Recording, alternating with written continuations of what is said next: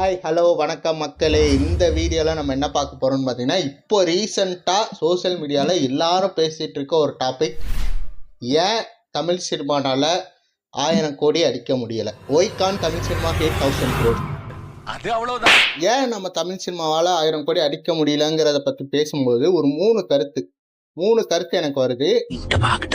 அதை பற்றி பேசுவோம். அது மட்டும் இல்லாமல் நமக்கு இந்த 1000 கோடி கலெக்ஷனுங்கிறது தேவையா தமிழ் சினிமாவை பொறுத்த அளவில் அப்படிங்கிறத பற்றியும் பேச போகிறோம். ஃபர்ஸ்ட் இந்த 3 ரீசன்ஸ், எனக்கு தோன்ற 3 ரீசன்ஸ் என்னங்கிற சொல்லிடுறேன்.